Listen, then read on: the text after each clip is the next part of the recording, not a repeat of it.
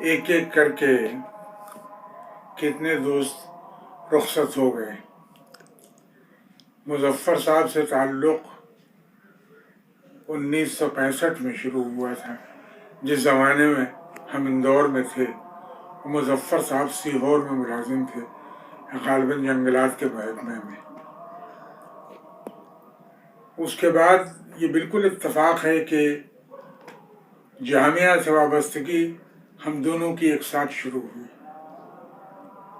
جس سال ہم علی گڑھ چھوڑ کے یہاں پہنچے، مظفر صاحب بھی یہاں آ گئے، اور اس کے بعد کافی دنوں تک شعبے میں ساتھ رہا۔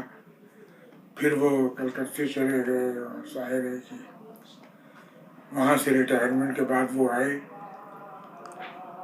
اور گاہے ماہے ملاقات بھی ہماری ہوتی رہتی تھی، لیکن تعلق ان سے بہت دوستانہ، بہت گہرا تھا۔ میرے دل میں دو تین باتوں کی بہت قدر تھی۔ ایک تو یہ کہ مظفر صاحب نے اپنے استاد شاد عارفی صاحب کی، جنہیں واقعی وہ استاد سمجھتے تھے اور بےحد احترام کرتے تھے، ان کی یاد کو تازہ رکھنے کے لیے زندگی بھر انہوں نے جدوجہد کی۔ ان کے بارے میں مضامین لکھواتے تھے فرمائش کر کے لوگوں سے، ان کے اشعار بھیجتے رہتے تھے، کتابیں چھپواتے رہتے تھے، ان کی باتیں بہت کرتے تھے۔ شاد عارفی بڑے، یعنی ان کا ایک خاص تیور تھا، شاعر بہت اچھے تھے، انسان بھی اچھے تھے، اور رامپور کے متعدد لوگوں سے میری ملاقات ہوئی جو ان کا ذکر کیا کرتے تھے۔ خلرمان اعظم میرے دوست تھے علی گڑھ میں، وہ خود شاد صاحب سے شروع میں انہوں نے کچھ مشورہ کیا تھا، اور بےحد احترام ان کا کرتے تھے۔ اور شاد صاحب کی کچھ نظمیں، خاص طور پر ان کے وہ اشعار جہاں ان کو کچھ غصہ آیا برہمی کے عالم میں، یا ناخوشی کی کیفیت کے ساتھ جو شعر کہے، وہ سب عجیب و غریب ہے۔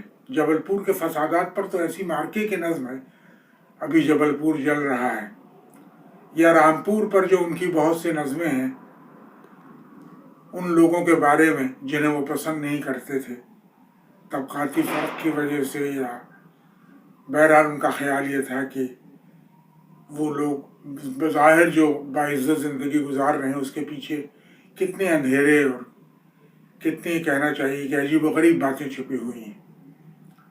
مظفر صاحب خود بہت اچھے شاعر تھے، نثر بھی لکھتے تھے، محنتی بہت تھے، ان کے ہاں ڈسپلن بہت تھا، کئی کام انہوں نے دوسروں کے لیے کیے۔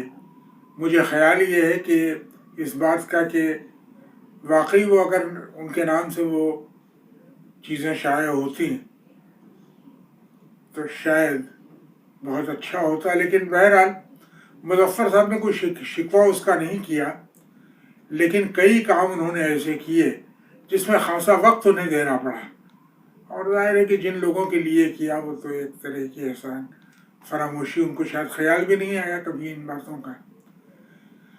خوبی تھی یہ مظفر صاحب کی کہ چلتے پھرتے جب تحشے شعر کہہ لیتے تھے۔ ہمارے ہاں فی البدیہہ شعر کہنے کی ایک روایت رہی ہے، خود آج کے زمانے میں بھی چند لوگ ایسے میں نے دیکھے ہیں، میرے جاننے والوں میں ہیں، جو بہت آسانی سے شعر کہہ لیتے ہیں۔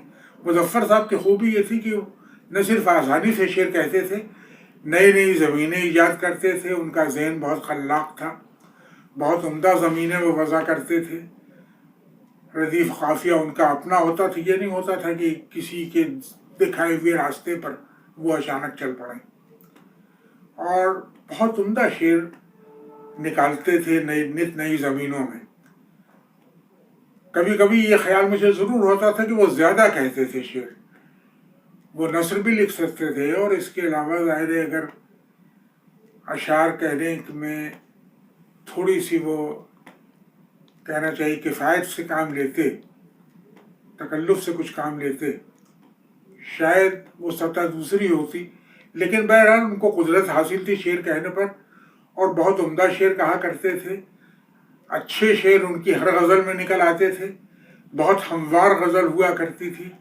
عام طور پر یہ ہوتا تھا کہ ان کی غزل میں کبھی آپ کو اونچے نیچے شعر ایسے نہیں دکھائی دیں گے، مطلع سے لے کر مقطع تک ایک سی فضا، اشعار کی سطح ایک سی، اور بہت ایک آدمی بھی تھے، ان میں بڑی غیرت مندی بہت تھی. کبھی ان کو میں نے دیکھا کہ کبھی ان کو غصہ بھی آیا بعض لوگوں پر، تو اس کے اظہار میں کبھی وہ ذرہ برابر جھجکتے نہیں تھے. عزت نفس کا بہت ان کو احساس رہتا تھا، اور بہت بہرحال انہوں نے زندگی بھر کام کیا، بہت اچھا کام کیا.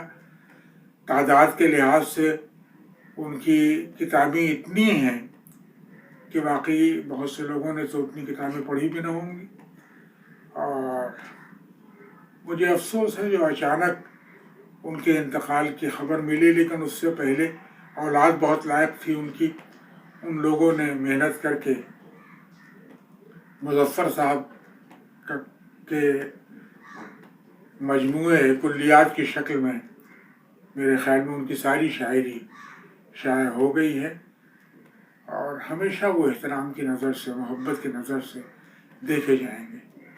مجھے تو یہ بھی لگتا ہے کہ میں نے ایک دوست کھو دیا جس سے ملاقات دلی شہر میں ذرا کم ہوتی ہے، آنا جانا یوں بھی میرا نکلنا بہت کم ہوتا ہے، لیکن یہ کہ مظفر صاحب سے فون پر باتیں ہوتی تھیں، خیریت ایک دوسرے کی معلوم کر لیتے تھے.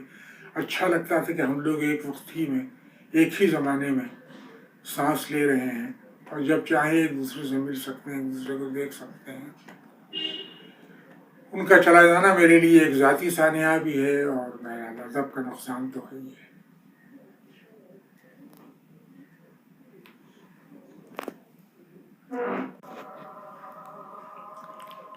ایک ایک کر کے کتنے دوست